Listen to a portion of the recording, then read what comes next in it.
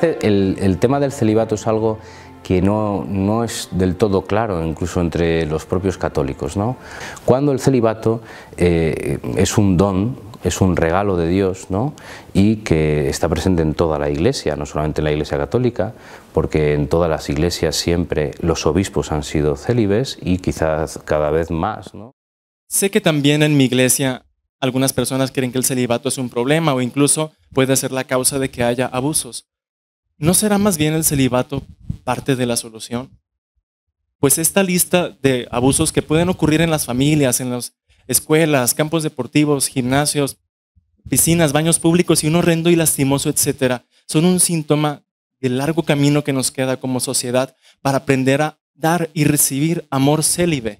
¿Te imaginas la chispa? Yo diría que sí es un tema en cuestión, tan es así que ya el Papa mismo dijo por su parte y luego la Santa Sede por su lado, no es un tema de dogma, es decir, no está definido por Dios que quienes quieran ser sacerdotes tengan que ser célibes, ¿no?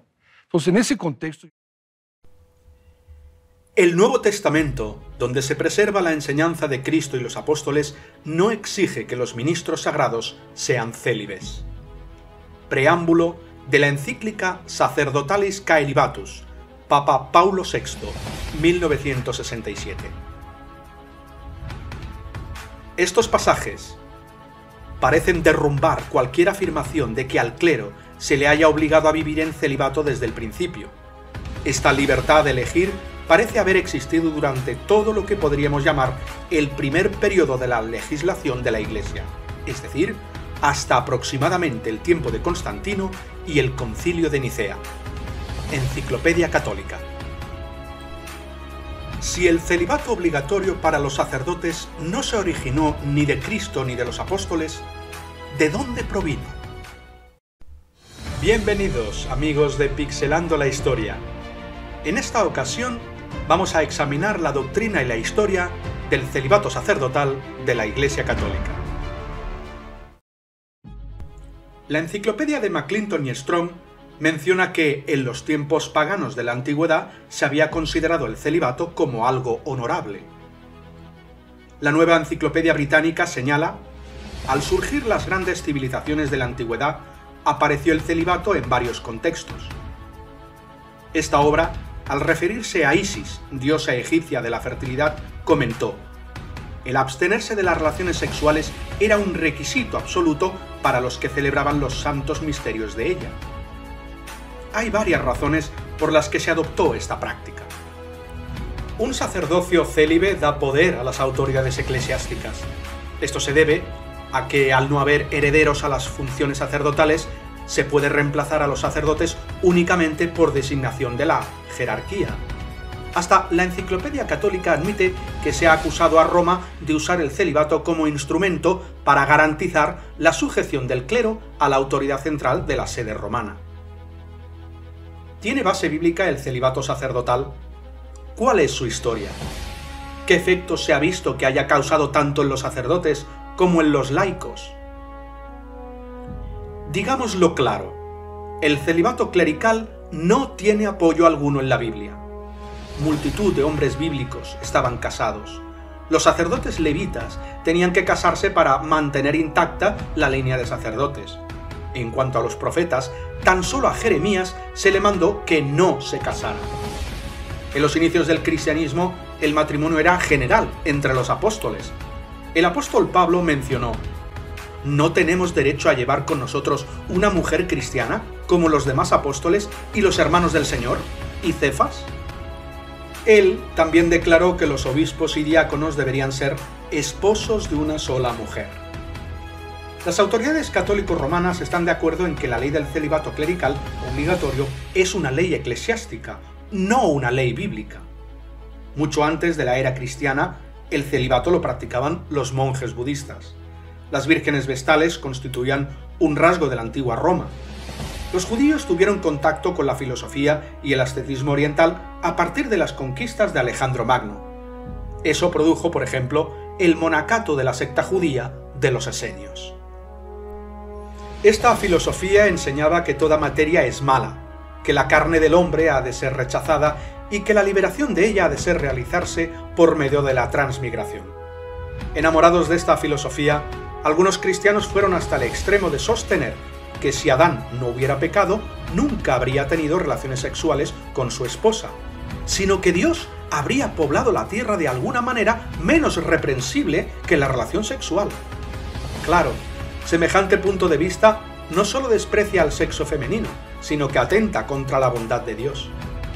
¿No había creado Él a la primera pareja humana de tal modo que pudieron cohabitar, atrayéndose mutuamente, y luego les había mandado: sean fructíferos y háganse muchos? Sobre la premisa falsa de que el ascetismo imparte piedad, se erigió la estructura imponente del celibato clerical. Parece que lo que abrió la brecha fue el interpretar arbitrariamente el mandato de Pablo de que el obispo debería ser el marido de una sola mujer, como significando que en el caso de que muriera su esposa, él no podría volverse a casar.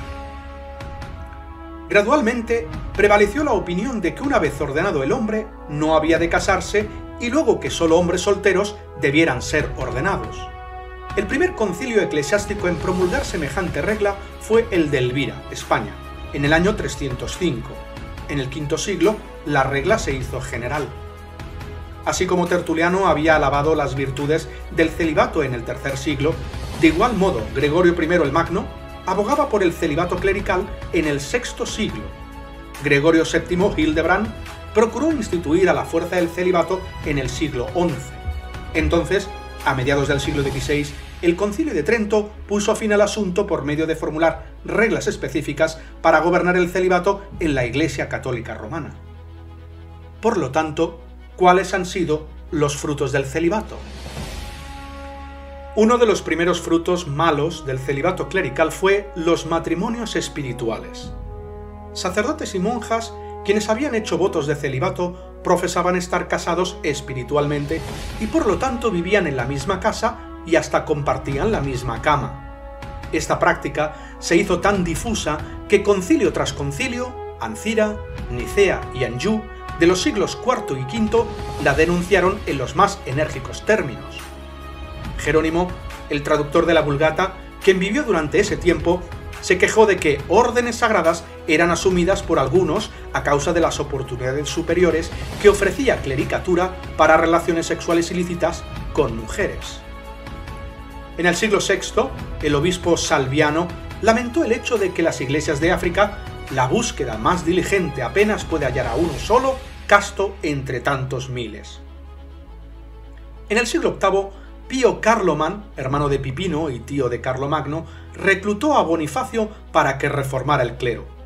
Bonifacio lamentó el hecho de que los adúlteros, simoníacos, etc., eran más numerosos entre el clero que los que obedecían las reglas de la Iglesia.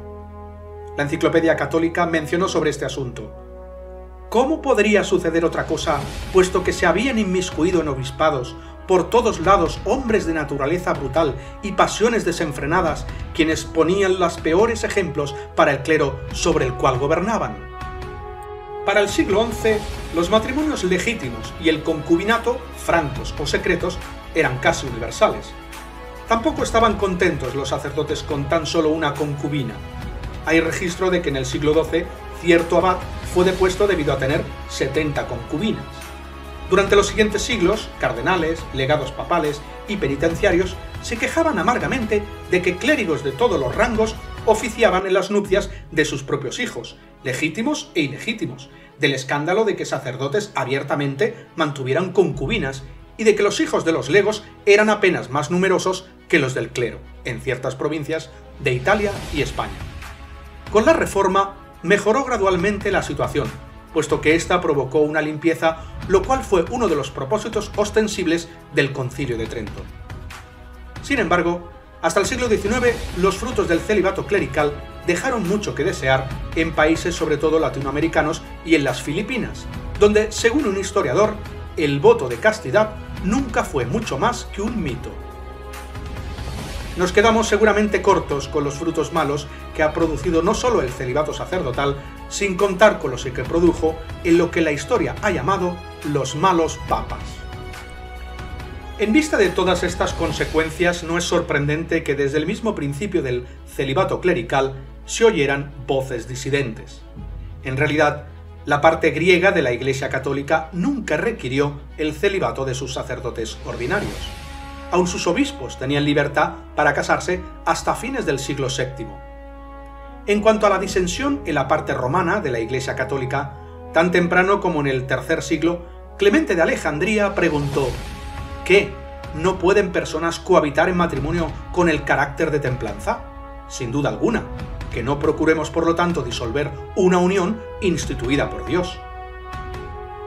Cuando se propuso en el Concilio de Nicea el celibato sacerdotal, el obispo Pafnucio, aunque él mismo era célibe, no solo alegó que la castidad era compatible con la cohabitación con la esposa legítima de uno, sino que rogó sinceramente a los obispos reunidos que no les impusieran a los ministros de religión un yugo tan pesado como el celibato obligatorio. Y Ambrosio, del mismo siglo, hizo notar que por medio de la castidad conyugal el obispo podría guardar su virtud. Así también, Enrique de Huntington, historiador y teólogo inglés del siglo XII, registra que cuando el celibato estaba siendo introducido por Anselmo, arzobispo de Canterbury, muchos temían que el clero, al esforzarse por una pureza demasiado grande para la fuerza humana, cayera en impureza horrible para la extrema deshonra del nombre cristiano. En el siglo XIV, el Concilio de Valladolid tomó en cuenta una disensión muy común, la de los legos, ya que el concilio castigó a los parroquianos por insistir en que sus sacerdotes se casaran para proteger a las propias mujeres de aquellos. En el Concilio de Trento se hicieron representaciones fuertes en contra del celibato clerical, pero estas fueron vencidas. En el siglo XIX, 180 sacerdotes de Baden, en Alemania, pidieron al poder seglar permiso para casarse, y después de la Primera Guerra Mundial, una mayoría abrumadora de sacerdotes, en lo que fue Checoslovaquia, votó por la abolición del celibato. Acercándonos a la década de los 60 del siglo pasado, el Papa Paulo VI expresó pesar de que la gente hablara excesivamente acerca de poner fin al celibato obligatorio para sacerdotes católicos romanos. Queda claro que desde el mismo comienzo hasta el tiempo actual se levantaron voces disidentes dentro de la Iglesia Católica Romana en cuanto al asunto del celibato clerical. ¿Por qué entonces mantener este dogma a pesar de sus frutos malos y de las muchas voces discrepantes? Entre varias razones, la que prima más es la económica. En la Edad Media, los concilios de las iglesias dieron énfasis repetidamente a este factor. Fijémonos en la declaración de Buenaventura de Bagnoregio, teólogo franciscano del siglo XIII. Si los arzobispos y obispos ahora tuvieran hijos, robarían y despojarían todos los bienes de la Iglesia, de modo que poco o nada quedaría para los pobres. Visto que ellos actualmente amontonan riquezas y enriquecen a sobrinos alejados de ellos, a grado casi incalculables de afinidad, ¿qué harían si tuvieran hijos legítimos? Por eso el Espíritu Santo en su providencia ha removido esta piedra de tropiezo. El clero célibe también tiene muchas ventajas para la organización. El sacerdote célibe puede ser transferido más fácilmente y puede sustituir de menos que lo requerido por un sacerdote que tenga que mantener una familia. Por medio del celibato se introduce continuamente nueva sangre en el sacerdocio, evitando un sistema de casta hereditario. El sacerdocio célibe también tiene más influencia en los legos, puesto que estos tienden a exaltar el celibato, no pudiendo practicarlo ellos mismos. En vista de estos factores y otros que pudieran mencionarse, es patente por qué la Iglesia Católica Romana se ase tan tenazmente del celibato, y lo hizo aun cuando su observancia era casi nula, como durante la Edad Media. Aunque ciertos concilios eclesiásticos condenaron los matrimonios espirituales y el concubinato entre sacerdotes, por lo general tan solo advirtieron a los sacerdotes de que no podían esperar adelantar mientras fueran culpables de tales prácticas. En el siglo VI, los papas Pelagio I y II, por una parte, rehusaron adelantar a clérigos que tenían hijos por esposas legítimas, pero sí adelantaban a los que tenían hijos por concubinas. En el siglo XII, las cosas se les hicieron mucho más difíciles a sacerdotes que se habían casado que a los que habían sido abiertamente culpables de concubinato. Esto hizo que Graciano, llamado el padre del derecho canónico de la Iglesia Católica, exclamara: aquí hay un caso en que el libertinaje tiene más derechos legales que los que tiene la castidad. Con este currículum de la Iglesia Católica nos encontramos con la paradoja de que en el siglo XIII el Papa Inocencio ordenó que el hombre que hubiera tenido muchas concubinas podía ser ordenado al sacerdocio, pero no el que estuviera casado legalmente en segundas nupcias después de la muerte de su primera esposa. Y en el siglo XVI, el famoso teólogo Tomás Moro resumió la posición oficial de la Iglesia por medio de decir que el matrimonio contamina al sacerdote más que la prostitución doble o triple. Así es que rara vez, si acaso alguna, se sabe que algún sacerdote haya sido excomulgado por fornicación, pero sí llegamos a saber de casos en que han sido depuestos a causa de haberse casado.